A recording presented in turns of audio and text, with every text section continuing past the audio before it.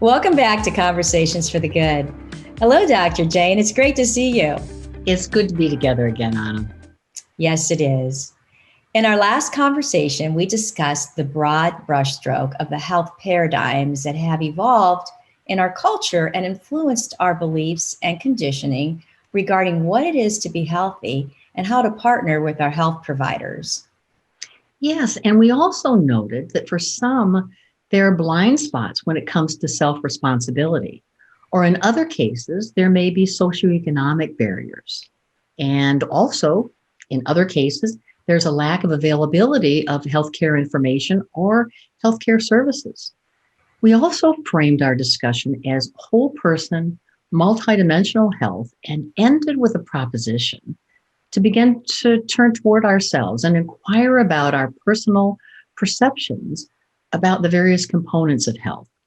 And are we experiencing any desire to improve? Are there areas in our life that call us to improve or change? And are we ready to make a healing intention, which moves us closer to action? And then the last piece was, and where do we start? And writing a mission statement included what we want, what we need to do, and who is it for. This really began to nail it down for me, my wants, my needs. So, where to now? Well, this is where wellness comes in. Aren't health and wellness the same? Well, Anna, you're right. Very often the terms are used interchangeably. However, if we take a closer look, there are really some helpful differences that will support our inquiry regarding what we want and how to get it. Because the concept health is often used as a state or a condition in which we find ourselves, or it could be a state or condition that we're seeking. So that includes, as we've said before, physical, mental, emotional, spiritual, really our sense of well being, not just the absence of disease. And the other piece that's important, is that we don't always choose what state or condition our health is in currently. Of course, some people develop various health related issues kind of out of the blue. There's diabetes, coronary heart disease, not necessarily because they were living unhealthy. Well, that's right. That's right. For instance, I have a chronic lung condition. I didn't choose it. However, I do make conscious choices to activate decisions toward wellness. So wellness is really the proactive, preventive attitudes that play out in our action plans and our practices. It's about creating a healthy lifestyle. It's about really improving and enhancing the quality of life and our well being.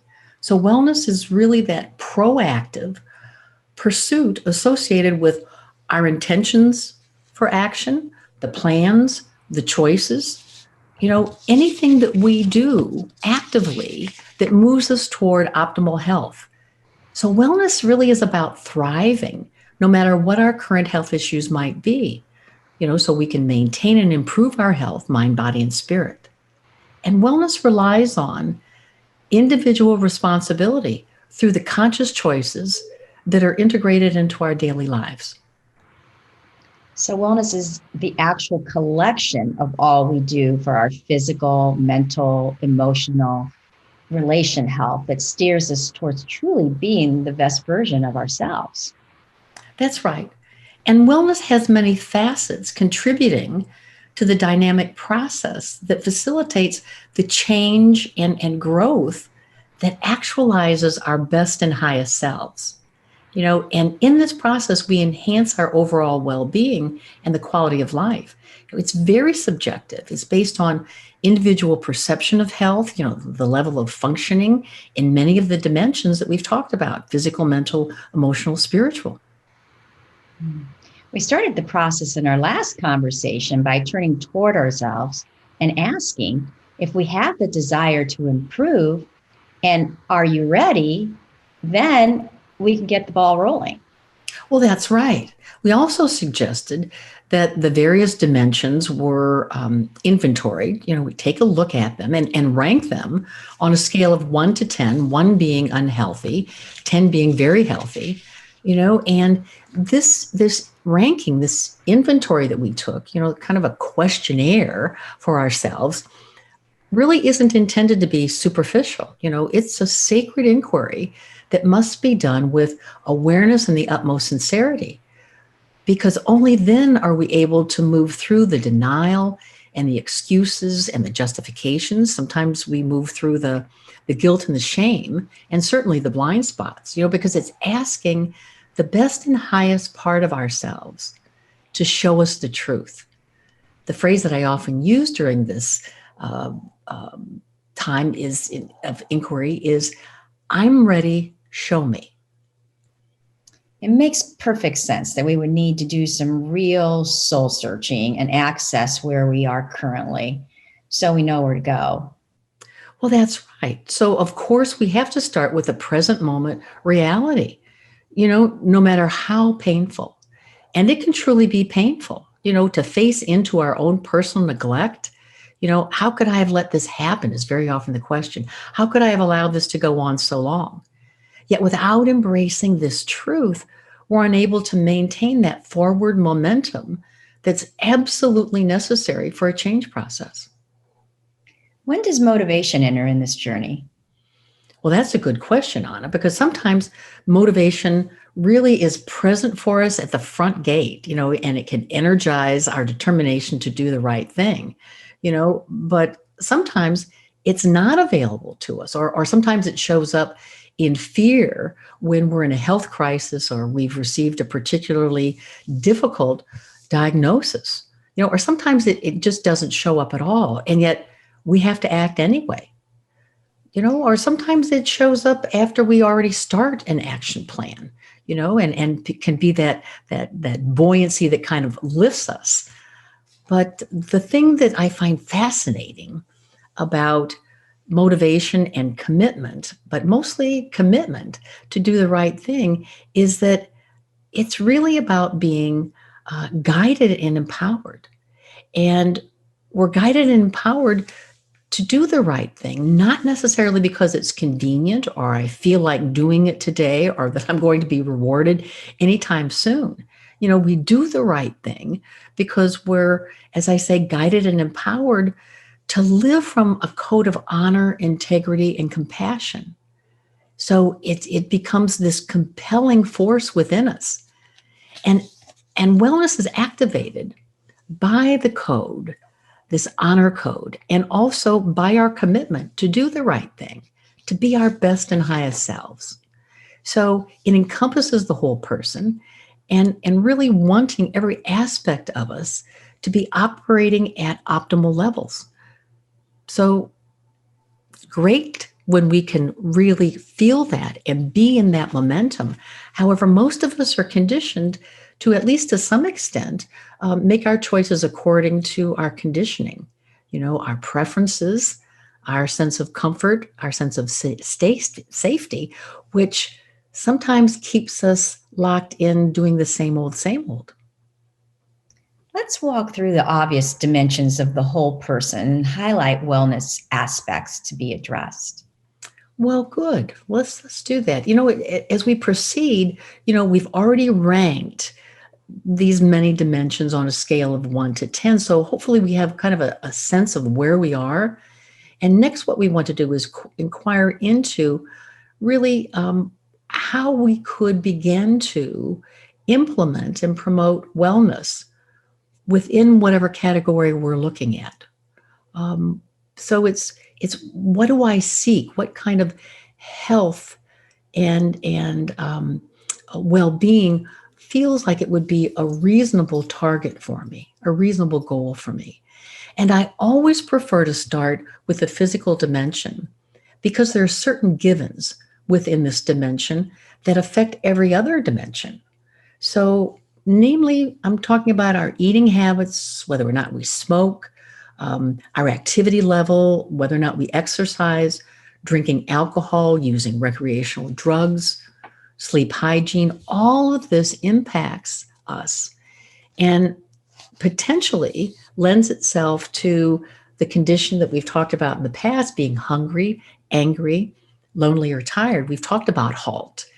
And this is really important to know that it's through the practices on a daily basis that we find ourselves that really lead us to this hungry, angry, lonely, or tired dimension.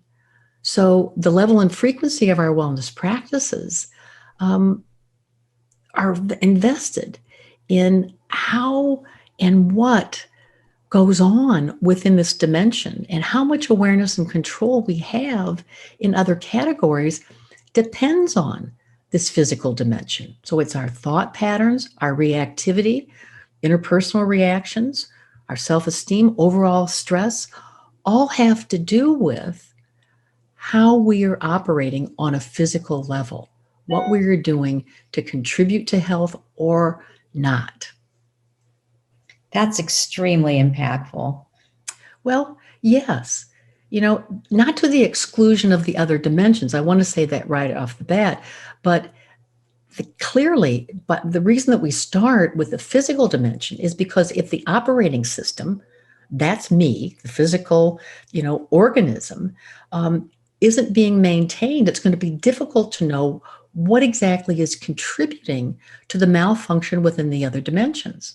For example, if we're regularly altering our consciousness, with substances, whether it be alcohol, drugs, or sugar and simple carbohydrates, it's going to be impossible to sort out what are the distortions in thinking, where are they coming from, and really to gain any kind of control over our emotional reactivity.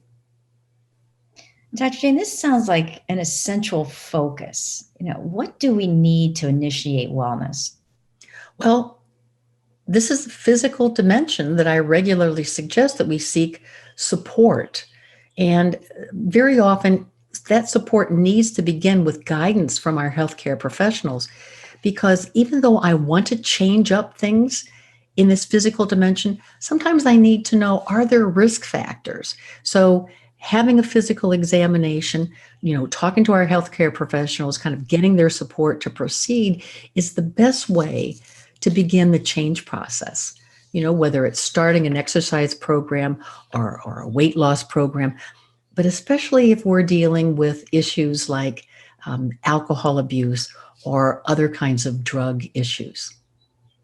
So we must get honest with ourselves and with our healthcare provider. That's a lot of exposure for some people. I can see where it would be easy to go back into hiding and say, not now.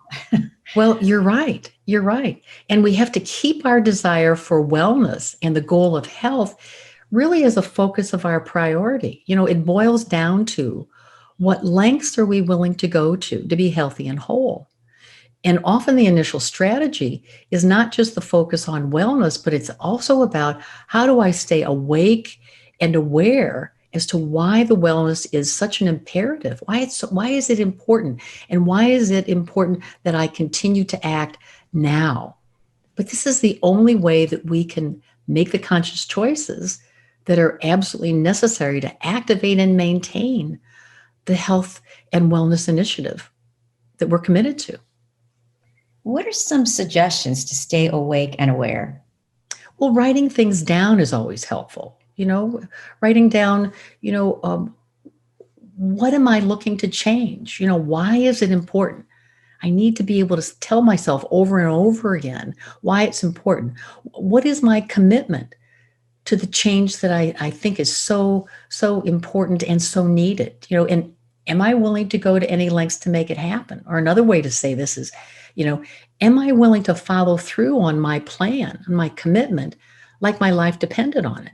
And the other piece that we might want to write down and really investigate is, whose support do I need to activate and maintain my plan? And once we have this together, read it regularly, daily, because this is a way to inoculate ourselves with how important it is, how important this commitment is. Let's highlight the other dimensions, and what they might encompass. Well, the other dimensions would include the mental dimension.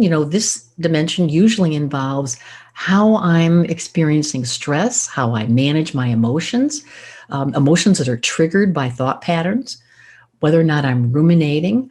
Am I able to move into acceptance and letting go, or do I, hang on to old grievances?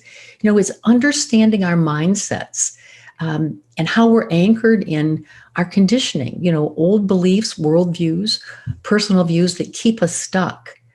Closely related to the mental dimension is what I call the intellectual dimension, and this encompasses, I think, our creative abilities, whether or not we're allowing ourselves to have mentally stimulating activities, or do we allow ourselves to fall into boredom, because boredom very often leads to other negative kinds of behaviors. What are my problem solving skills? And do I hold a confidence for how I problem solve, how I get along in life, my abilities in navigating the many different dimensions of life. And then we have the emotional dimension. And this usually involves, how I accept or reject my feelings, my outlook on myself and others. Very often it has everything to do with self-esteem and how I engage with others, my connection with others. My social health very often comes from this emotional dimension, and it's also about the level and control of our reactivity, what's happening to me, how I get triggered, what I do when I'm triggered. And then there's the spiritual dimension. And the spiritual dimension tends to be our very individual sense of our inner world, the view that we have, the values that we have that provide purpose and meaning in our daily lives. The aspects, of spiritual or spirituality, really are about, where I find fulfillment, and there are multiple sources. It might be loving relationships or the work that I do, or it could be nature or music. And also it has everything to do with, our beliefs and the spiritual and religious community that we seek and find ourselves in. So these tend to be the mainstays. But very often in wellness planning, we often see dimensions like occupational dimension, environmental aspects, also the financial components of our lives very often are part of wellness planning. So when we think about occupational, we're really highlighting our personal satisfaction, what we derive from our work, how dedicated are we, how much fulfillment and meaning and purpose does it give me? And we talk about environmental, wellness. We're talking about whether or not I'm experiencing harmony within the spaces that I live and work. Also, it could include nature, my access to fresh air, also my awareness and my needs to conserve energy and also recycle. And then finally, financial would include financial stability, how I see money, how I operate with money, my relationship with money, the stability of my finances, both currently and also in the future. It's also about, being related and how I relate to, my need to budget, stay within that, savings, also just kind of the broad brushstroke of enjoying the fruits of my labor. Yes. And within each of these, we've asked the questions, is this dimension in my life healthy or unhealthy? In those 1 through 10, questions we were asking ourselves, and proceed with the follow-up question. What could I do to promote wellness? Which is like saying, if the best version of ourselves was driving the bus of this dimension, what choice would we be making? That's it. That's exactly it, Anna. And this comes down to conscious choice. Again, conscious choice can be, they can be small steps, or conscious choice can also sometimes be life-altering changes. The key is that it's generated, the choices are generated from the best and highest part of ourselves on the course of doing the right thing in every dimension of our lives: physical, mental, emotional, spiritual, could also be social, occupational, financial, environmental, all of it. The trifecta, as we say, right? Yes. Next right thing, conscious choice, best and highest self. We keep coming back to these essential pieces that are the heart and soul of living fully. This is such vital information. Thank you, Dr. Jane. Thank you, Anna. Until our next conversation.